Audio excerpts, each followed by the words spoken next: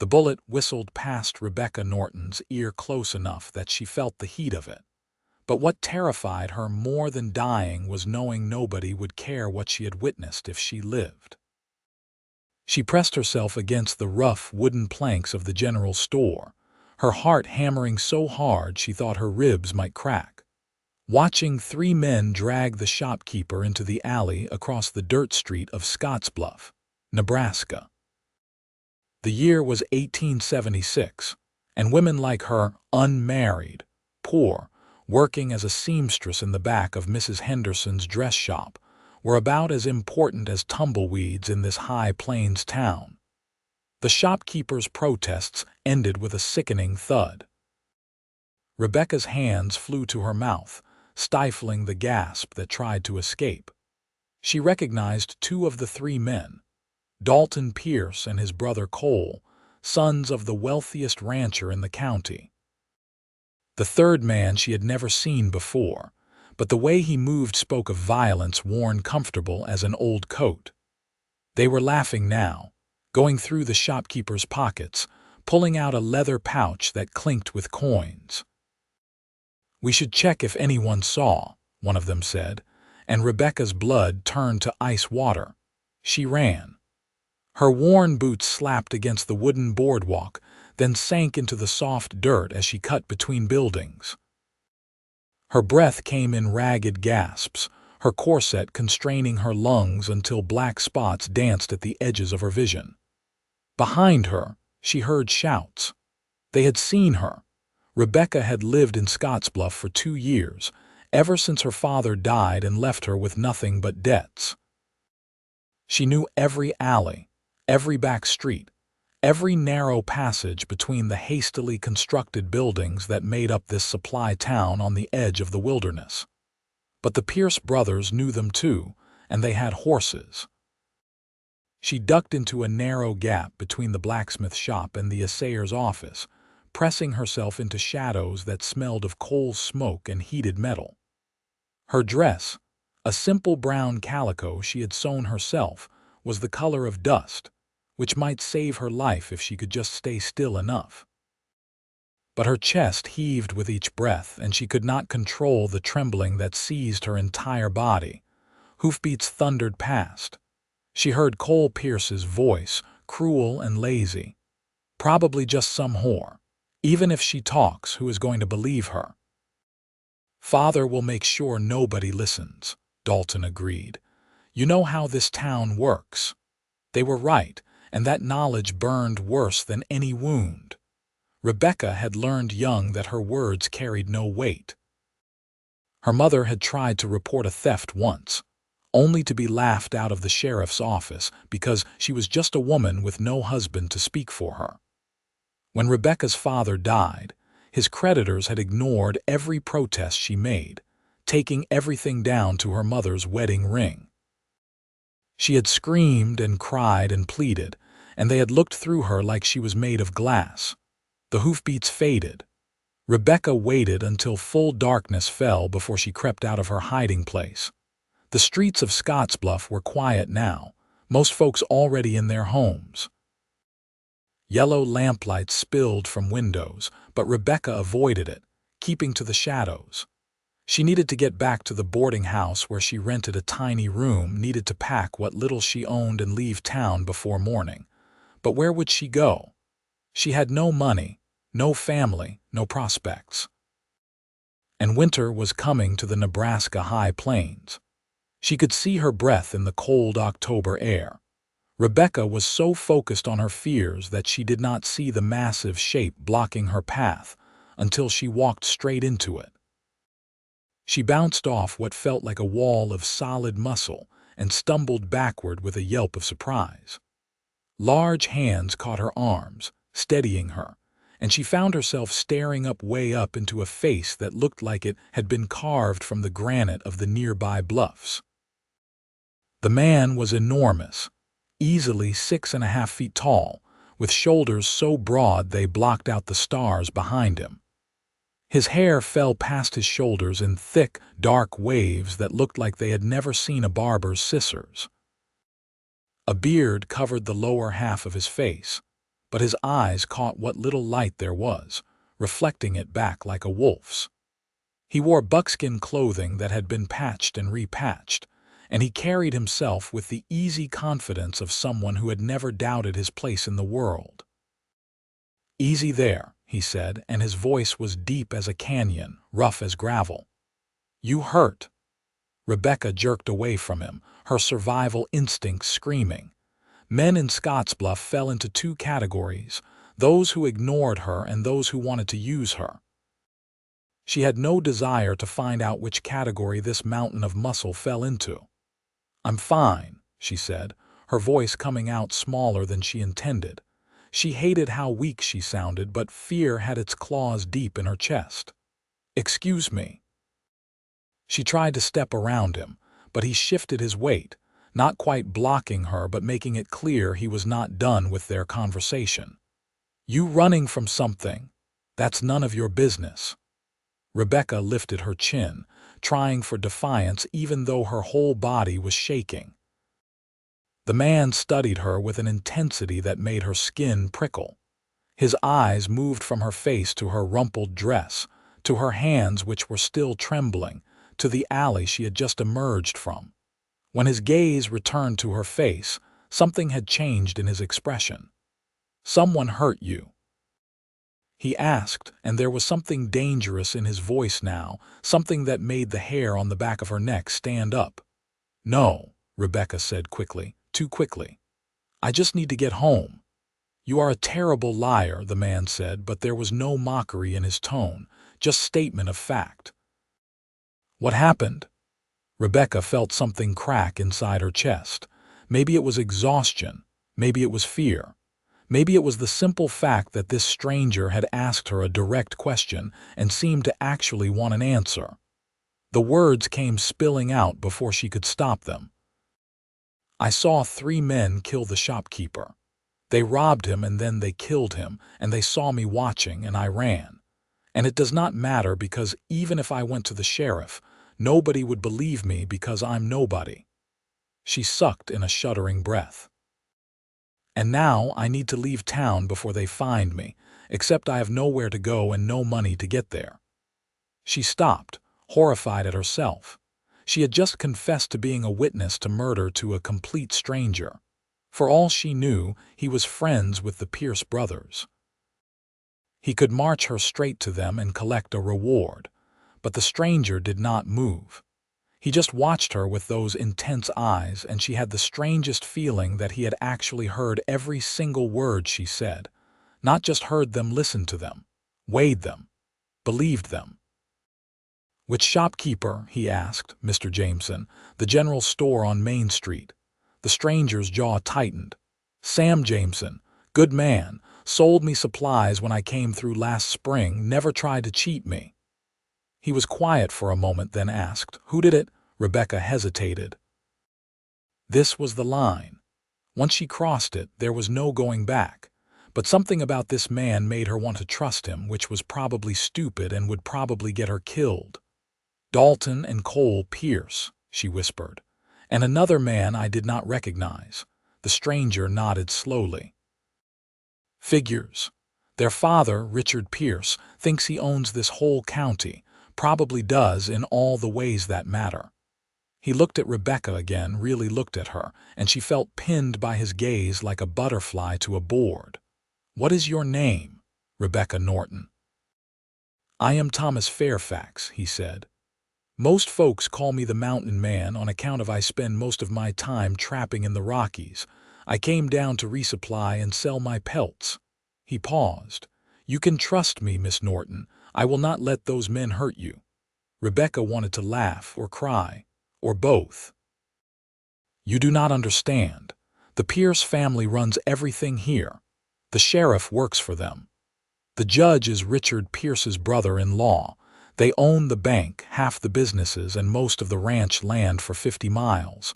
If they want me dead, I will be dead." "Then we will have to make sure they do not get what they want," Thomas said simply, as if it were the easiest thing in the world. "You need somewhere safe to stay tonight. I have a camp about 2 miles from town, up in the bluffs. You can stay there." Every instinct Rebecca had screamed at her not to go into the wilderness with a strange man. But every instinct she had also told her that staying in Scottsbluff meant dying. She looked into Thomas's face, searching for any hint of deception or cruelty, and found only a steady certainty that was almost more frightening than the Pierce brothers' threats. "Why would you help me?" she asked. "You do not know me." Thomas was quiet for a long moment. "Because you saw something wrong and you are scared, and you said nobody would listen to you. That does not sit right with me." He shifted his weight, his buckskin clothing creaking softly. "And because Sam Jameson was a good man, and good men deserve justice, even in a crooked town like this." Rebecca made her decision. "I need to get my things from the boarding house. Too dangerous. They will be watching for you there." Thomas reached into a leather pouch at his belt and pulled out a handful of coins. "I will buy you whatever you need. Right now, we need to get you out of sight." He started walking, not checking to see if she followed. After a moment's hesitation, Rebecca hurried after him. His legs were so long that she had to take 2 steps for every one of his, and she was breathing hard by the time they reached the edge of town, where the buildings gave way to open prairie. The night was cold and clear, the stars so bright they looked like someone had spilled diamonds across black velvet. Rebecca had never been outside of town after dark, and the vastness of the plains terrified her almost as much as the Pierce brothers did. Every shadow could hide a predator. Every sound made her jump.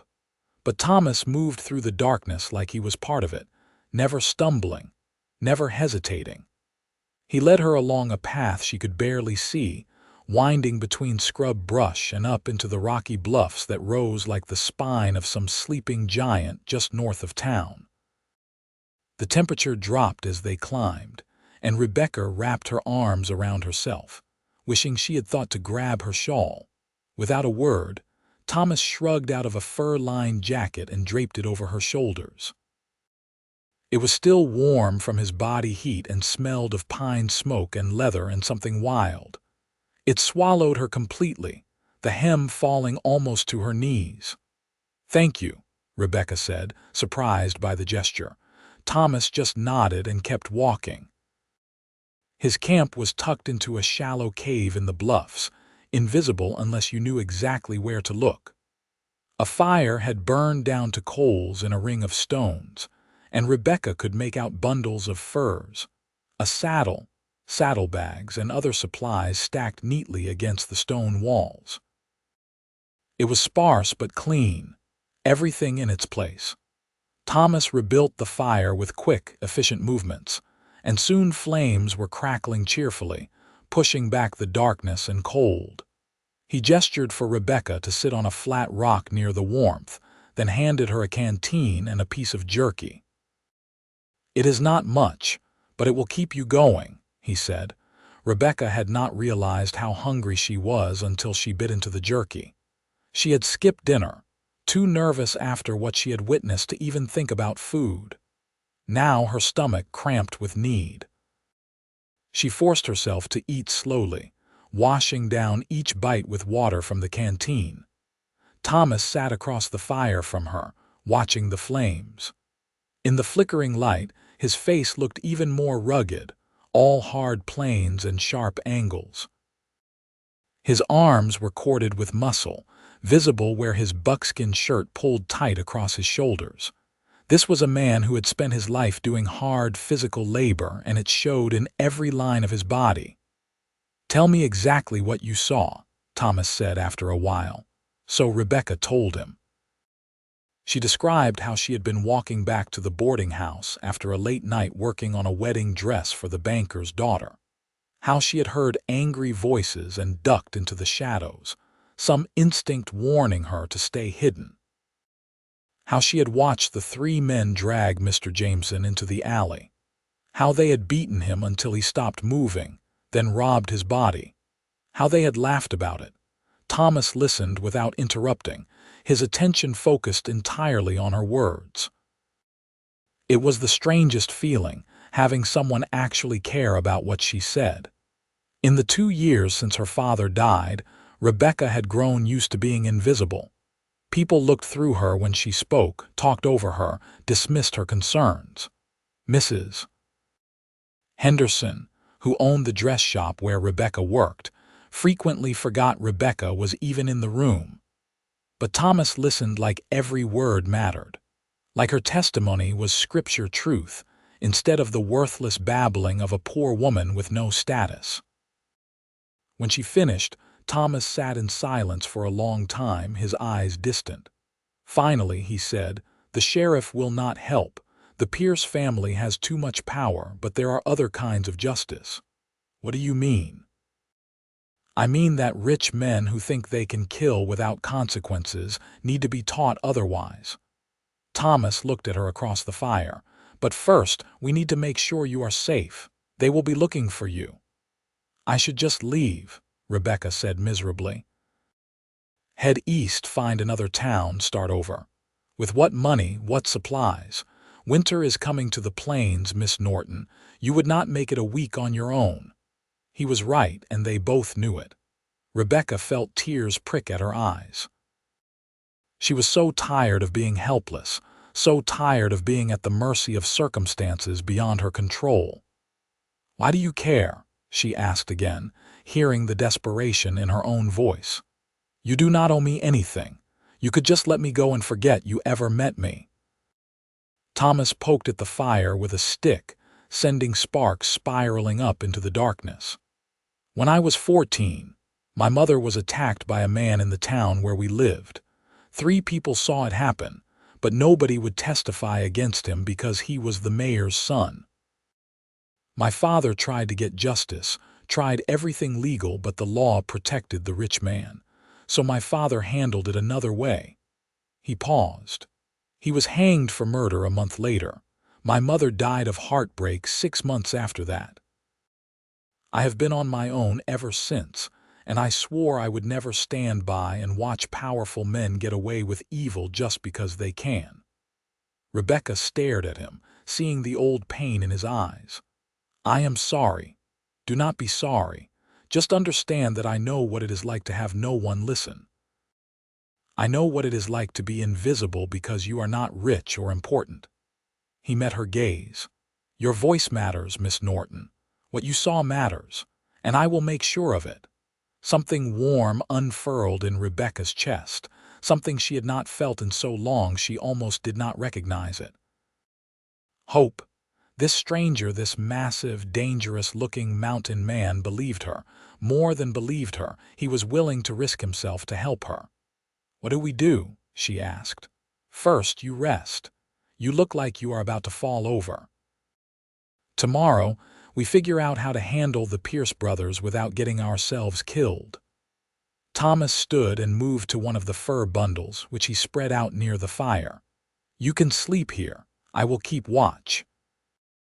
Rebecca wanted to protest, wanted to say she could not possibly take his bedding, but exhaustion crashed over her like a wave.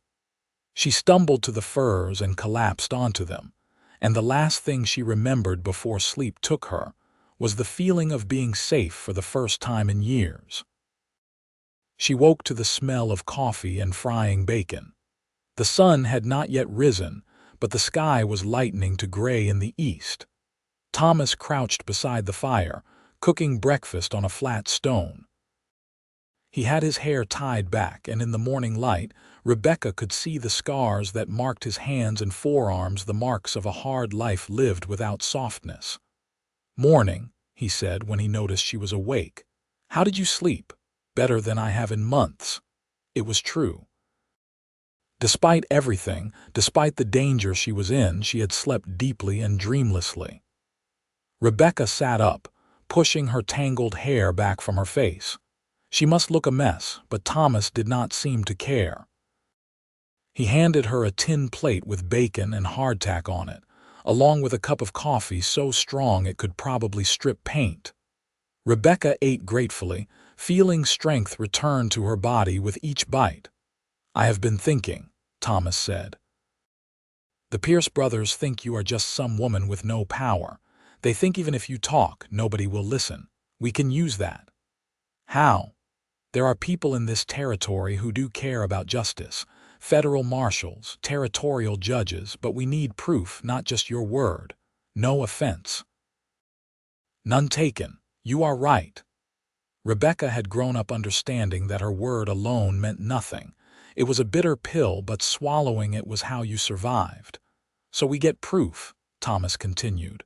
We make the Pierce brothers confess, and we make sure the right people hear it. That sounds impossible. Most worthwhile things do. Thomas drained his coffee. But first, we need to know more about what we are dealing with. How many men does Richard Pierce have working for him? Where do the brothers spend their time? What are their weaknesses? Rebecca thought about it. She had lived in Scottsbluff for 2 years, watching and listening even when people thought she was not there. She knew more than she realized. Richard Pierce owns the Double P Ranch about 10 miles south of town, she said slowly. He has maybe 30 men working for him, but only about 10 of them are gunfighters. The rest are just cowboys. The brothers spend most of their time at the saloon on Main Street, the Silver Dollar. They think they are untouchable, so they are not careful about what they say or do. She paused, remembering something. And Cole has a temper. If you push him, he gets stupid. Thomas nodded, filing the information away. Good. That is useful. He stood, his full height making him seem even more massive in the confined space of the cave. I need to go into town today, sell my pelts, and get supplies. You need to stay here. Do not leave the cave for any reason. Can you shoot? Rebecca shook her head. Her father had not believed women should handle guns. Thomas pulled a revolver from his belt and held it out to her. Safety is here. Point and squeeze the trigger. Do not pull, squeeze. If anyone who is not me comes near this cave, you shoot them. Understand? Rebecca took the gun with trembling hands. It was heavier than she expected, cold and deadly. I have never killed anyone. Hopefully, you will not have to start today. But better to have it and not need it than need it and not have it. Thomas gathered up his saddlebags and the bundles of pelts he had brought down from the mountains. I will be back before sundown. If I am not back by full dark, something has gone wrong. If that happens, you head north into the bluffs and keep going until you hit the river. Follow it west. There is a Pawnee camp about 30 miles from here. Tell them Thomas Fairfax sent you and that you need help. They will take care of you. You know the Pawnee? Rebecca asked, surprised. I know a lot of people. You do not survive in the wilderness by making enemies. Thomas moved to the cave entrance, then paused and looked back at her. You are braver than you think, Miss Norton. Most people would have kept their heads down and pretended they did not see anything. You ran instead of staying quiet, even knowing it would put you in danger. That takes courage. Then he was gone, his footsteps fading quickly as he descended the bluff. Rebecca sat alone in the cave, the revolver heavy in her lap, and tried not to think about all the ways this could go wrong. The morning crept by with agonizing slowness. She examined every item in Thomas's camp, partly out of curiosity and partly to distract herself from fear.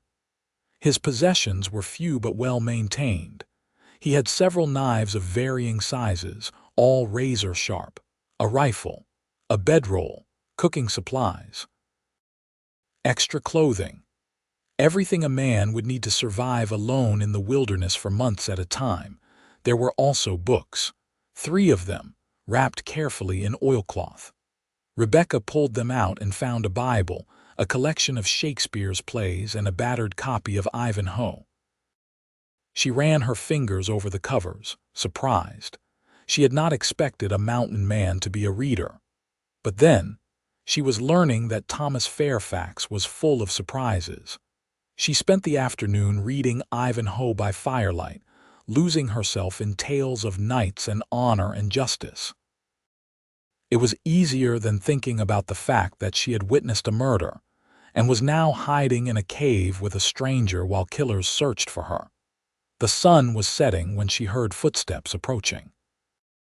Rebecca grabbed the revolver, her heart hammering, and pointed it at the cave entrance with shaking hands. "Easy," Thomas's voice called from outside. "It is me." Rebecca lowered the gun with a gasp of relief. Thomas ducked into the cave, his arms full of packages. He set them down and looked at her, and she thought she saw approval in his eyes when he noticed the gun in her hand. "Good," he said. "You were ready." He started unpacking the supplies. "I got you some clothes. Could not have you walking around in that dress. It marks you too clearly." Rebecca unfolded the bundle he handed her and found a split riding skirt, a simple blouse, a wool jacket, and sturdy boots. They were plain and practical, nothing like the dresses she made for rich women, but they were also brand new and must have cost more than she made in a month. "I cannot accept this," she said automatically. "You already did." Thomas was already moving on to other supplies. "I also got information. The whole town is talking about Sam Jameson. His body was found this morning. The sheriff is calling it a robbery gone wrong, but he is not looking too hard for who did it. Of course he is not. But I also heard that a federal marshal is due to pass through Scottsbluff in 3 days. He is heading to Cheyenne, but he will overnight here. His name is John Warren, and from what I hear, he is an honest man." Thomas looked at her. "If we can get you to him, if we can get your testimony to him directly, he might actually do something about it. The Pierce family will never let me get near him." "Probably not if you walk up and ask for an appointment, but there are other ways." Thomas sat down across from her. "Warren always stays at the hotel on Main Street. If we can get you inside, get you to him privately, he will have to listen." "And then what?" "Even if he believes me, it is still just my word against the Pierce brothers. Which is why we are going to get a confession." Thomas's smile was fierce and utterly without mercy. "Tomorrow night, the brothers will be at the Silver Dollar Saloon, same as they are every night. And we are going to give them a reason to talk." Rebecca stared at him. "You are planning to beat a confession out of them." "No, I am planning to scare a confession out of them. There is a difference." Thomas leaned forward. "Men like the Pierce brothers are used to being feared. They have never been on the other side of that fear. We are going to change that." "That sounds dangerous." "It is. But doing nothing is more dangerous. For you and for the next person they decide to kill." Thomas held her gaze. "I will not force you into this, Miss Norton. If you want, I can get you out of Nebraska. I know safe routes west, people who would take you in. You can start over somewhere else and forget this ever happened. But Sam Jameson will still be dead, and the men who killed him will still be free. The choice is yours." Rebecca thought about Mr. Jameson, who had always been kind to her on the rare occasions she had enough money to shop at his store. She thought about all the times she had been dismissed and ignored, told that her voice did not matter. She thought about Thomas Fairfax, this stranger who had listened to her like her words were important, who had given her shelter and protection and asked nothing in return. "I want justice," she said firmly. "Tell me what to do." Thomas's answering smile made her heart do something strange in her chest. "First, you are going to learn to shoot properly. Then we are going to plan." They spent the rest of the evening practicing. Thomas set up makeshift targets, pieces of wood balanced on rocks, and showed Rebecca how to hold the gun, how to aim, how to breathe and squeeze rather than pull. The revolver kicked harder than she expected, and the noise in the confined space of the bluff made her ears ring, but by the time darkness fell, she could hit the targets more often than not. "You are a natural," Thomas said, sounding impressed. "Most people flinch when they shoot. You do not." "I am too angry to flinch," Rebecca said, surprising herself with the truth of it. She had spent so long being invisible, being quiet, accepting her place at the bottom of society's ladder. But anger was building in her chest, hot and righteous. I am tired of being scared. I am tired of watching bad men get away with evil because they have money and power. Good. Thomas took the gun from her and reloaded it with practiced ease. Hold on to that anger. It will keep you alive. They ate a simple dinner of beans and cornbread, and Thomas explained his plan.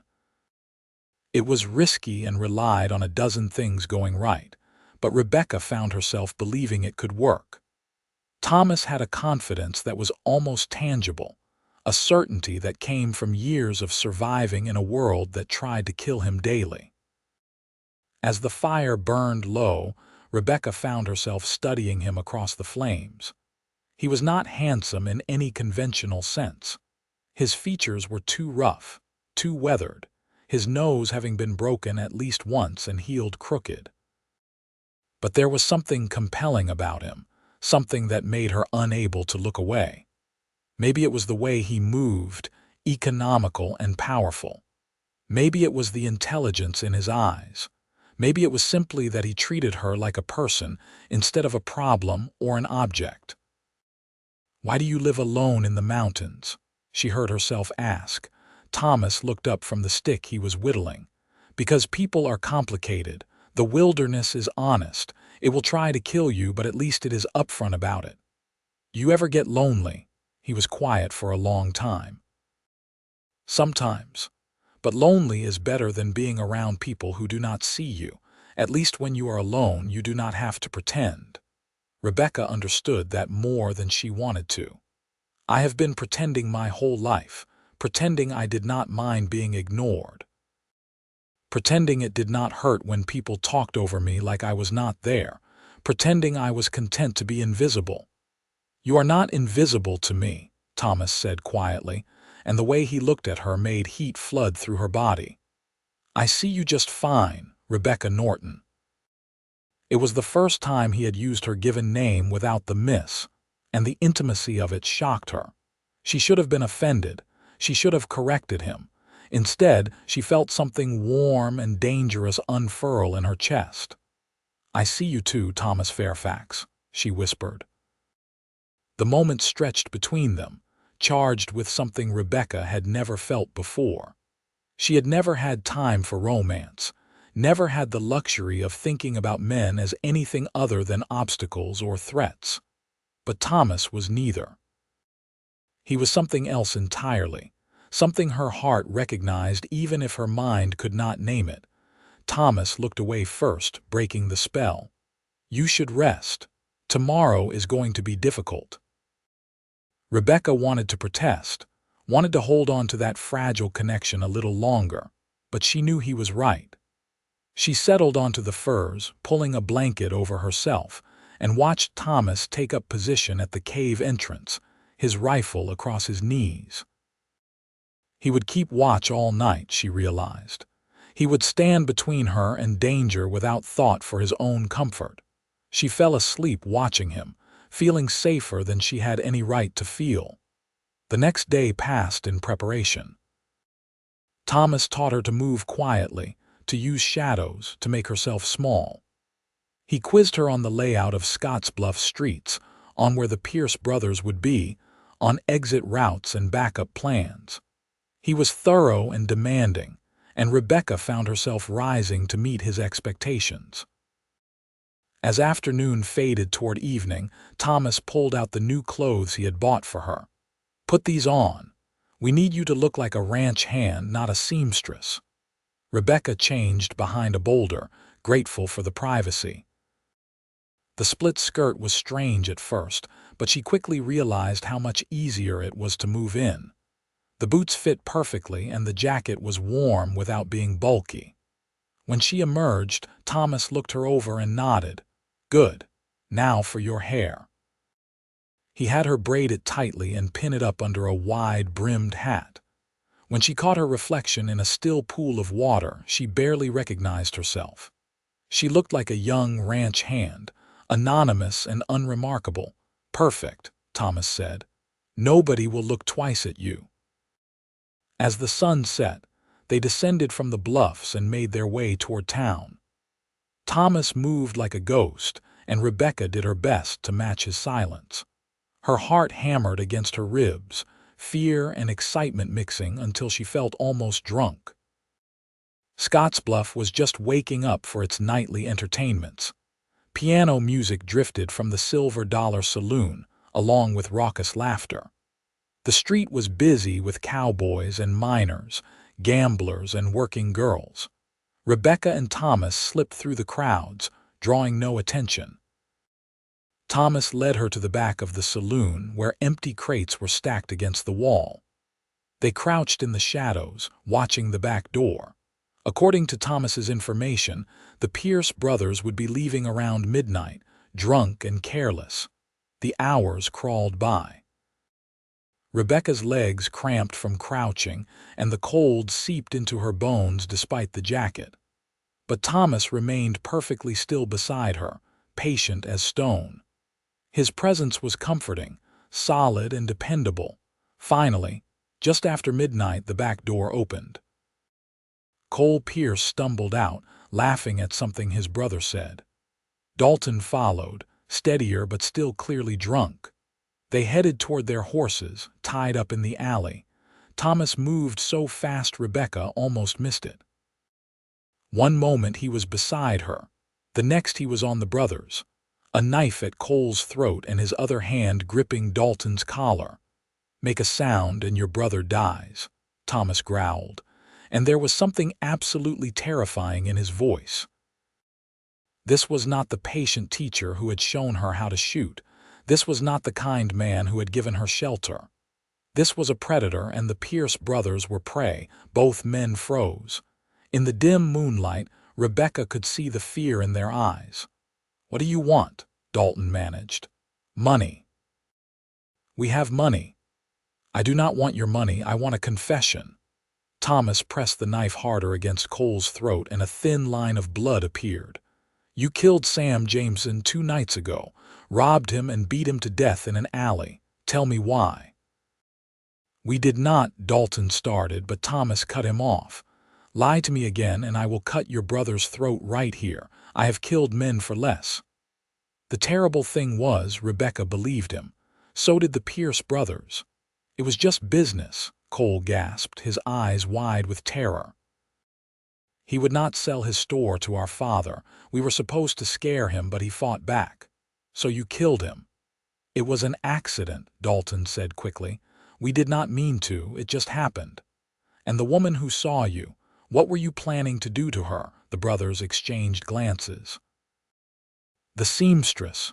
We were going to take care of her, make sure she could not talk." "Wrong answer." Thomas's voice was ice cold. "You were going to kill her, just like you killed Sam Jameson, because you think you can do whatever you want without consequences." "Our father," Cole began. "Your father cannot help you right now. Right now it is just you and me in the dark, and nobody knows where you are." Thomas smiled, and it was the most frightening expression Rebecca had ever seen. "Nobody would find your bodies for days, maybe weeks. And nobody would look too hard, because bad things happen in the wilderness all the time." Both brothers were shaking now, pale with genuine fear. This was the first time in their lives they had been powerless, and they did not know how to handle it. "What do you want?"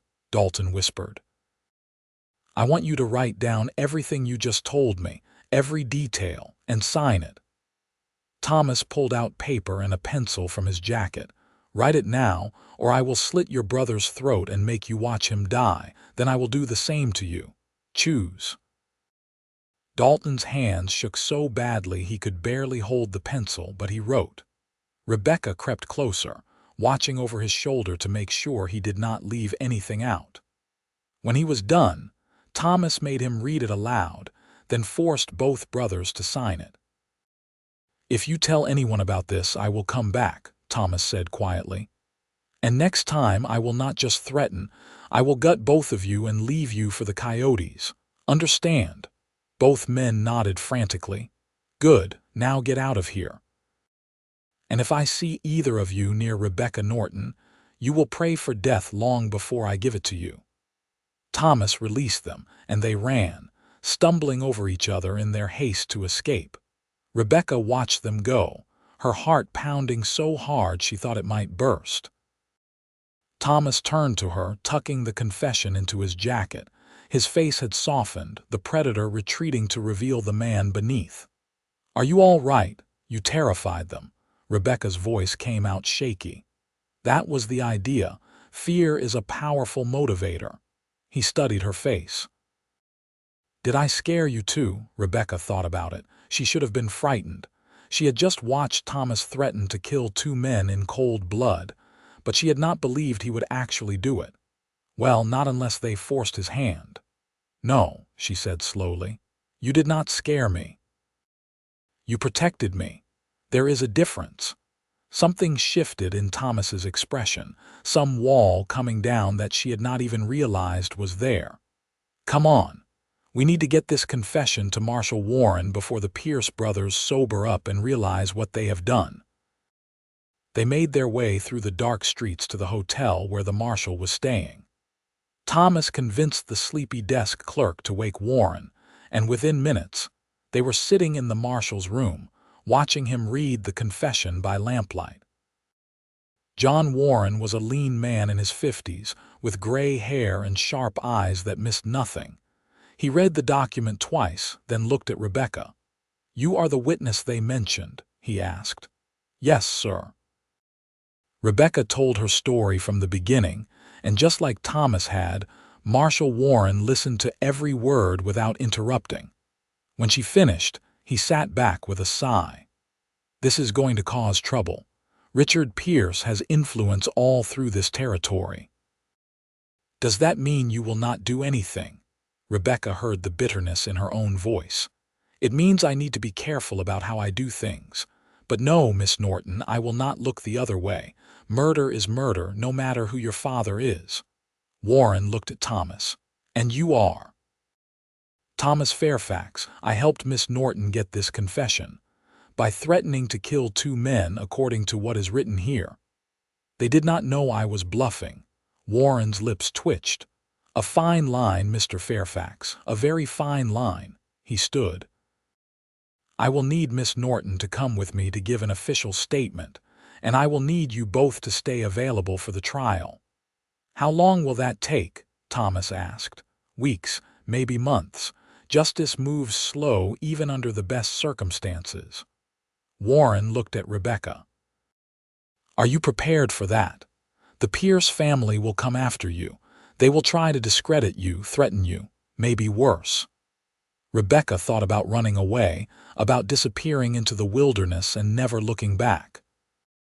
But she also thought about Mr. Jameson, about the weight of justice that had been missing from her whole life.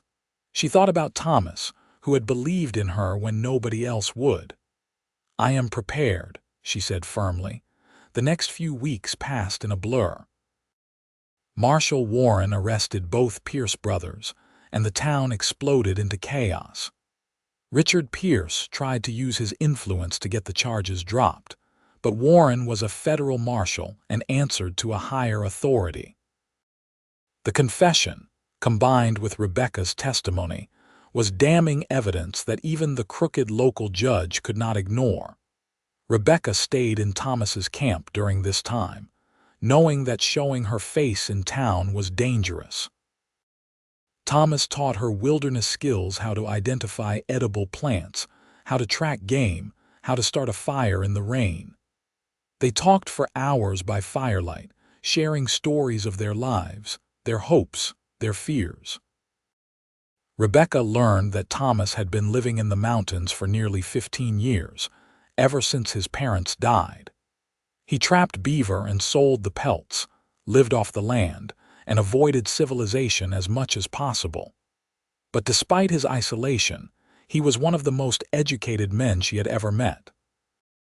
He had taught himself to read from his mother's books and had continued learning whenever he could get his hands on printed material. "Knowledge is power," he told her one evening. "Rich men use that power to keep poor people down, but if you educate yourself, they cannot control you as easily." Rebecca found herself falling into a comfortable rhythm with Thomas. She woke when he did before dawn and helped him with morning chores. They practiced shooting until her aim was nearly as good as his. They cooked together, ate together, talked together. It felt natural in a way nothing in Rebecca's life ever had. She had always been trying to fit into spaces that were not made for her, conforming to expectations that chafed like ill-fitting clothes. But with Thomas, she could just be herself. She also found herself noticing things about him that had nothing to do with survival or justice. The way his muscles flexed when he chopped wood, his shirt straining across his broad back. The rare, crooked smile that transformed his harsh features. The gentleness in his calloused hands when he showed her how to skin a rabbit. The way he looked at her sometimes, like she was something precious and unexpected. One night, 3 weeks after they had gotten the confession, Rebecca sat by the fire and realized with startling clarity that she had fallen in love with Thomas Fairfax. The realization terrified her. She was a poor seamstress with no family and no prospects. He was a mountain man who had chosen solitude over society. What future could they possibly have together? And yet, her heart did not care about logic. Her heart only knew that when Thomas smiled at her, the whole world seemed brighter. "What are you thinking about?"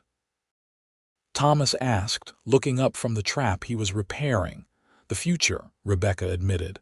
"What happens after the trial?" Thomas set down the trap. "I have been thinking about that too." He was quiet for a moment, then said, "You could stay with me if you wanted. I could teach you everything you need to know about living in the wilderness. It is not an easy life, but it is free. Nobody to tell you who to be or what your place is." Rebecca's heart leaped into her throat. "You want me to stay?" "Yes." Thomas looked at her across the fire, and there was something vulnerable in his eyes, something that made her breath catch. "I know I am not much. Just a rough mountain man with no home except whatever cave or cabin I can find. But he stopped, seeming to struggle for words. "I have been alone a long time, Rebecca. I thought I preferred it that way, but these past weeks with you, I have realized that I was not living. I was just surviving. You make me want to actually live again." Rebecca felt tears prick at her eyes. Nobody had ever said anything like that to her before. Nobody had ever made her feel wanted, needed, important. "I want to stay," she whispered. "I want that more than anything." Thomas stood and crossed to her side of the fire. He knelt in front of her, taking her hands in his much larger ones. "It will not be easy. Winters in the mountains are brutal. We will have to work hard just to stay alive. And I cannot promise you comfort or society or any of the things women are supposed to want. I do not want those things." Rebecca squeezed his hands. "I want freedom. I want someone who listens when I speak. I want you, Thomas." He made a sound low in his throat and pulled her into his arms. Rebecca buried her face against his chest, feeling the solid warmth of him, the strength that had kept her safe through everything. His heart beat strong and steady under her ear. "I love you," Thomas said quietly, the words rumbling through his chest. "I did not think I was capable of loving anyone anymore. But you walked into my life, brave and stubborn and determined, and you changed everything." Rebecca pulled back enough to look up at him. "I love you too. I think I have since the first night when you listened to me like what I said actually mattered." Thomas cupped her face in his hands, his thumbs brushing away the tears on her cheeks. Then he kissed her, and Rebecca felt like she was coming home. His lips were gentle despite his roughness, careful, like she was something that might break. She kissed him back with all the emotion she had been holding inside, all the fear and hope and love that had been building for weeks. When they finally broke apart, both breathing hard, Thomas rested his forehead against hers. "I will spend the rest of my life making sure you know your voice matters. I will listen to every word like it is gospel truth, because to me it is." Rebecca laughed and cried at the same time, overwhelmed by the simple perfection of this moment. She had come to Scottsbluff a nobody, invisible and voiceless. Now she was loved by a man who saw her more clearly than anyone ever had. The trial happened 6 weeks after Marshal Warren arrested the Pierce brothers. It was held in the territorial capital because no one trusted the local court to be impartial. Thomas and Rebecca traveled there together, along with Warren and several other witnesses. The trial itself was a spectacle. Richard Pierce hired the best lawyers money could buy, and they tried every trick to discredit Rebecca's testimony. They painted her as a loose woman, a liar, someone desperate for attention. They claimed Thomas had coerced the confession through violence and that it should not be admissible. But Rebecca stood firm. She told her story clearly and calmly, never wavering despite the aggressive questioning. And the confession, combined with physical evidence from the murder scene, was too damning to ignore. The jury deliberated for less than an hour before returning guilty verdicts for both Pierce brothers. Dalton and Cole Pierce were sentenced to hang. Richard Pierce stood in the courtroom as the sentence was read, his face purple with rage.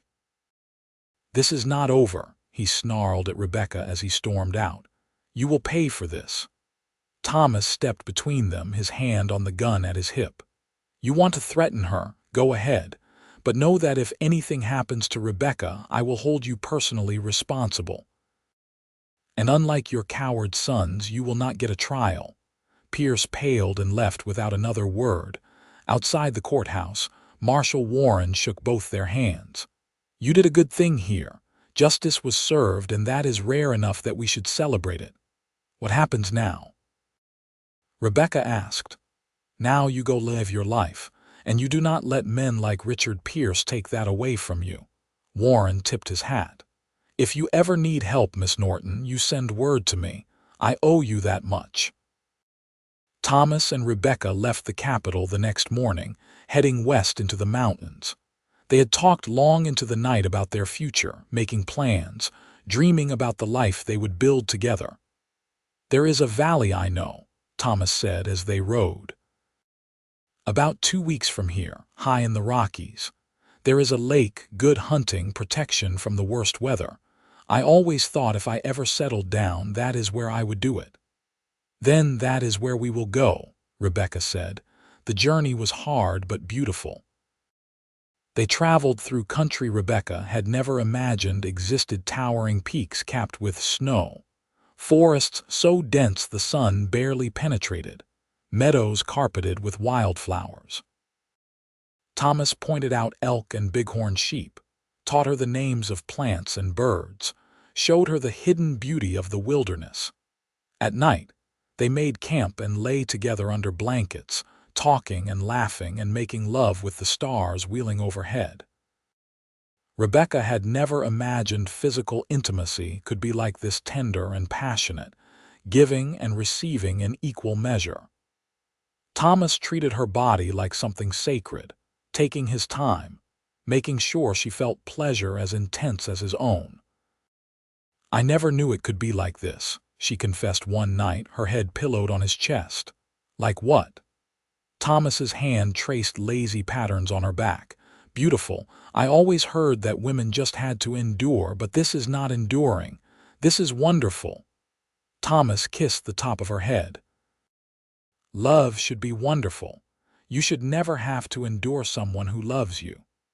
They reached the valley in late November, just as the first serious snow began to fall. It was everything Thomas had described, a high mountain paradise sheltered by cliffs on 3 sides, with a crystal lake fed by snowmelt and surrounded by pine forest. There was even a cabin, old but structurally sound, built by some long-gone trapper. "We will have to repair the roof before the heavy snow comes," Thomas said, surveying the structure, "and cut enough firewood to last the winter. It will be hard work." "Then we better get started," Rebecca said, rolling up her sleeves. They worked together through the short autumn days, repairing the cabin, hunting and preserving meat, gathering supplies. Rebecca had never worked so hard in her life, but she had also never felt so satisfied. Every log she helped Thomas cut, every crack she helped him chink, was building their future together. When the first blizzard hit in early December, they were ready. They huddled inside the cabin while the wind howled outside, and Rebecca felt a deep contentment settle over her. She was exactly where she wanted to be. "Do you miss town?"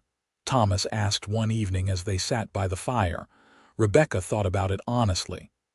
"Sometimes I miss small things. Fresh bread from the bakery, the smell of Mrs. Henderson's rose water, but I do not miss being invisible. I do not miss being afraid all the time. Here I am free and I am loved. That is worth more than all the conveniences of civilization." "Good." Thomas pulled her close. "Because I plan to keep you here forever." "That sounds perfect to me."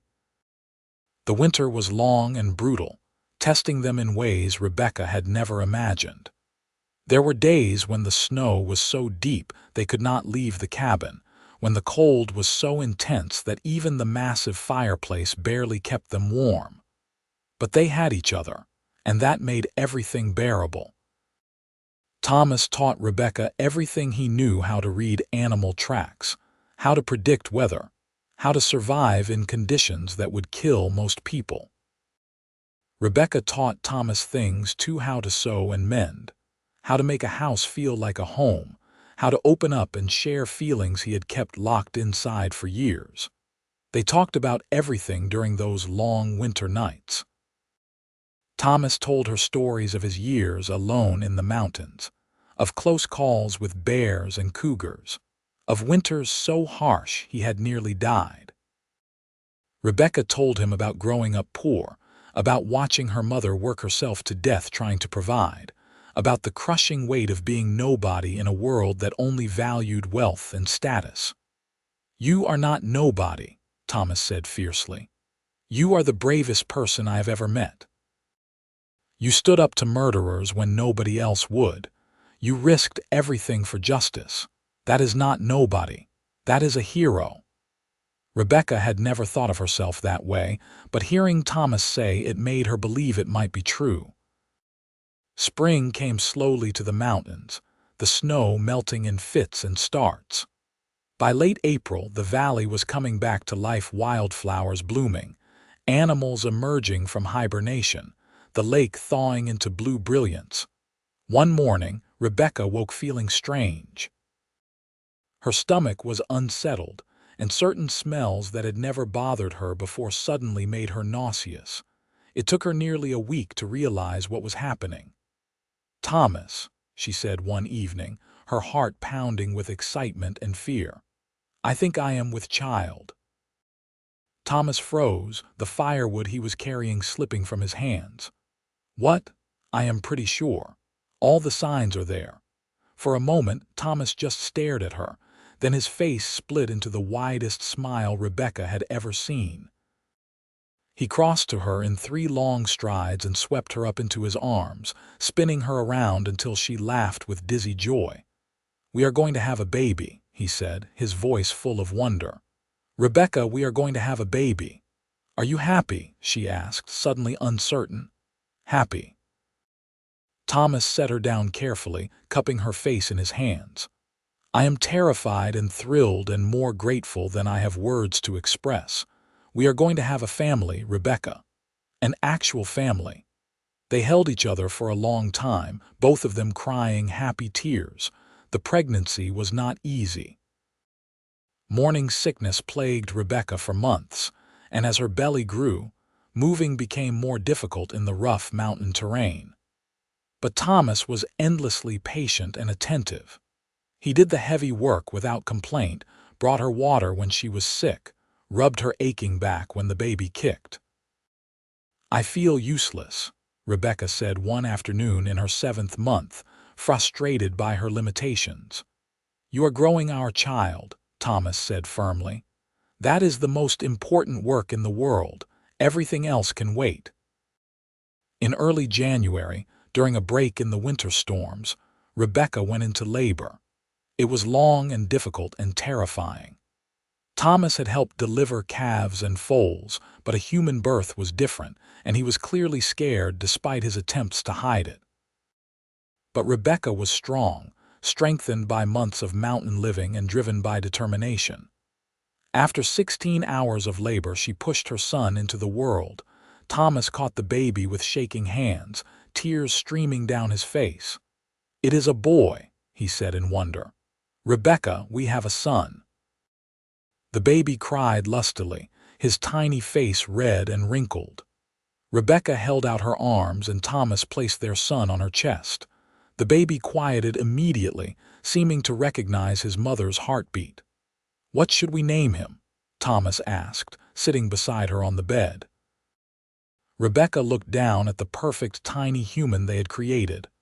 "What was your father's name?" "Jacob. But we do not have to Jacob Fairfax," Rebecca said softly. "It is perfect." They had never officially married. There had been no preacher in the mountains, but Thomas had carved Rebecca a ring from elk antler, and she wore it proudly. They considered themselves married in all the ways that mattered, bound by love and choice rather than ceremony. Little Jacob was a healthy baby with his father's dark hair and his mother's blue eyes. He grew quickly, thriving in the mountain air. Thomas was a devoted father, patient and gentle despite his rough exterior. He carved toys for Jacob, sang to him in a surprisingly good voice, carried him in a sling against his chest while he worked. "I never thought I could have this," Thomas admitted one night watching Jacob sleep in his cradle. "A family, love, a home. I thought those things were not for men like me." "What changed?" Rebecca asked, though she thought she knew. You walked into my life and showed me that I had been wrong about everything, that I was not damaged beyond repair, that I could love and be loved." He turned to her. "You saved me, Rebecca. More than I saved you that night in Scottsbluff." "We saved each other," Rebecca said, taking his hand. "That is what love does." The years passed in a rhythm of seasons. They had 2 more children, a daughter they named Eliza and another son they named Samuel in honor of Sam Jameson. The cabin had to be expanded to accommodate their growing family, and Thomas built additional rooms with the same patient skill he brought to everything. Rebecca taught the children to read using Thomas's precious books, and later with primers they traded for when Thomas made his annual trip to sell pelts. She taught them math and history and geography, determined that they would have the education she had been denied. Thomas taught them wilderness skills, hunting and tracking, survival and self-reliance. But more importantly, he taught them that every person's voice mattered, regardless of gender or status. "Your mother is the smartest, bravest person I know," he told them often. "And when she speaks, you listen. Because what she says is scripture truth." The children grew up strong and confident, secure in the knowledge that they were loved and valued. Jacob was quiet and thoughtful like his mother. Eliza was bold and adventurous, always pushing boundaries. Samuel was gentle and kind, with a natural empathy that endeared him to everyone. Occasionally, they heard news from the outside world. Richard Pierce had died of a heart attack 3 years after his sons were hanged. The ranch had been sold, broken up into smaller homesteads. Scottsbluff had grown into a proper town with a school and a church. The world was changing, civilization creeping ever westward, but in their mountain valley, time seemed to move differently. The changes were slower, more natural, the turning of seasons, the growth of children, the deepening of love. One evening, when Rebecca was 43 and Thomas 47, they sat on the porch of their cabin watching the sun set over the mountains. Their children were grown now. Jacob had married a woman from the Pawnee tribe and was living with her people. Eliza had moved to Denver to become a teacher. Samuel still lived nearby, having built his own cabin on the other side of the lake. "You ever regret it?" Thomas asked. "Giving up civilization for this?" Rebecca took his hand, feeling the familiar roughness of his palm against hers. "Not for a single moment. You gave me something no one else ever had. You listened. You treated my voice like it mattered. And because of that, I found myself. I found my strength. I found love." She squeezed his hand. "I found everything." Thomas raised her hand to his lips and kissed it gently. "I love you, Rebecca Fairfax. From the moment you walked into my life until my last breath, you are everything to me." "And you are everything to me," Rebecca whispered back. They sat in comfortable silence as the stars began to emerge, the same stars that had witnessed their first meeting all those years ago in Scottsbluff.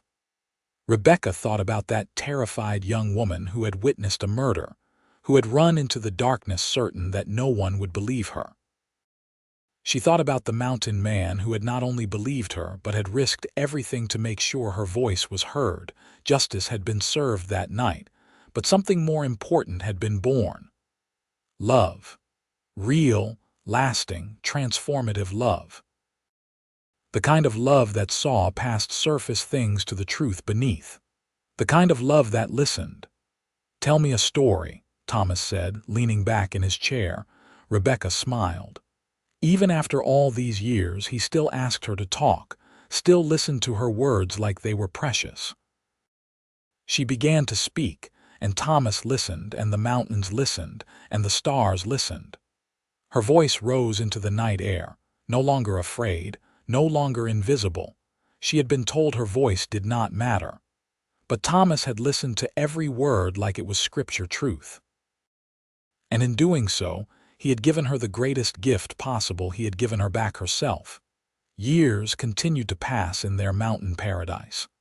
Rebecca and Thomas grew older, their hair turning silver, their bodies moving a little slower, but their love never diminished. If anything, it deepened with each passing season, each shared joy and sorrow, each quiet moment by the fire. When Rebecca was 68, she fell ill with a fever that would not break. Thomas tended her with the same devotion he had shown their entire life together, never leaving her side, holding her hand through the worst of it. She survived, but it took months to regain her strength. "I am not ready to lose you yet," Thomas told her fiercely during her recovery. "We still have too many stories to tell." "Then I had better get stronger," Rebecca said with a weak smile. "I have at least a few more decades of talking to do, and you promised to listen to every word." True to form, Rebecca recovered. She was frailer than before, but her spirit remained unbroken. They continued their life in the valley, surrounded by visiting children and grandchildren who brought life and laughter to the cabin. Thomas lived to be 79 years old. He died peacefully in his sleep one winter night, Rebecca's hand in his. She held him as his breathing slowed and finally stopped, whispering her love into his ear until the very end. The grief nearly broke her. Thomas had been her partner, her protector, her best friend for over 30 years. The cabin felt impossibly empty without him. But Rebecca discovered that Thomas had left her one final gift: the strength to continue. All those years of being listened to, of being valued, of being loved, had built something unshakable inside her. She stayed in the valley for 5 more years, tended by her children and grandchildren who took turns staying with her. She told them stories of their grandfather, of the man who had saved her, and whom she had saved in return. She made sure they understood that love was not about grand gestures but about the daily choice to see and value another person. When Rebecca died at 73, surrounded by family, her last words were, "Tell Thomas I am coming, and I have so much to tell him." They buried her beside Thomas on a hillside overlooking the lake, 2 simple wooden markers side by side. The valley they had loved remained in the family, passed down through generations, a reminder that true love leaves a legacy that transcends time. and sometimes on quiet evenings when the wind whispers through the pines. Locals swear they can hear two voices, one rough as gravel, one strong and clear, talking and laughing together. Thomas listening to Rebecca's every word like scripture truth, and Rebecca speaking with the confidence of someone who knows she is truly heard. In the end, that is what mattered most. Not the danger they had faced or the justice they had won, but the simple, transformative act of two people seeing each other completely. In a world that tried to silence her, Thomas had given Rebecca her voice. And in a world that had taught him to be alone, Rebecca had given Thomas a family. Their love story was written not in grand declarations, but in daily choices to listen, to value, to protect, to cherish. It was a love story that began with a witness to murder and a mountain man in the shadows, and it ended with a legacy of strength, courage, and the unshakable belief that every voice matters. The town of Scottsbluff grew and prospered over the years, eventually becoming a proper city. But in the mountains to the west, in a valley where wildflowers bloomed each spring and snow fell soft each winter, the memory of Rebecca and Thomas Fairfax lived on. Their cabin still stood, lovingly maintained by descendants who understood that this place was sacred. Above the fireplace hung two things: a battered copy of Ivanhoe, the same book Rebecca had read that first day in Thomas's cave, and a framed piece of paper. It was the confession Thomas had extracted from the Pierce brothers, yellowed with age but still legible. Beside it hung Rebecca's testimony, written in her own hand, preserved as a reminder that sometimes justice does prevail, and that every voice, no matter how small or dismissed by society, has power when someone is willing to truly listen. Their story became legend in the family, passed down through generations. It was told to children as they grew, a reminder of where they came from and what they stood for. It taught them that courage comes in many forms, that love is built on respect and listening, and that the most powerful thing you can do for another person is to treat their words as truth worth hearing. Young women in the family grew up knowing about their ancestor Rebecca, who had risked everything for justice and found love in the process. They learned that they did not have to be silent, that their voices had value, that they could choose their own paths. Young men learned about Thomas, who had shown that true strength is not about dominating others but about protecting them, listening to them, valuing them. The valley remained wild and beautiful, a sanctuary from a world that grew increasingly complicated. Civilization marched on, the frontier closed, the Wild West became memory. The 20th century brought automobiles and airplanes and 2 world wars, but in that mountain valley, the fundamental truths remained unchanged. Love matters. Justice matters. Every voice matters. And somewhere, in whatever place souls go when they leave this world, Rebecca Norton Fairfax still speaks, and Thomas Fairfax still listens to every word like it is scripture truth. Their love, forged in danger and tested by hardship, endures beyond death, a testament to the transformative power of truly seeing and truly hearing another person. The Wild West may have been tamed, but the story of the seamstress and the mountain man lives on, a reminder that the greatest adventure of all is loving someone completely and being loved completely in return. It is a story without artifice or pretension, told in simple truths. She had been told her voice did not matter. He listened to every word like it was scripture truth. And together, they built a love that would echo through generations, proof that sometimes the most powerful thing in the world is simply being heard.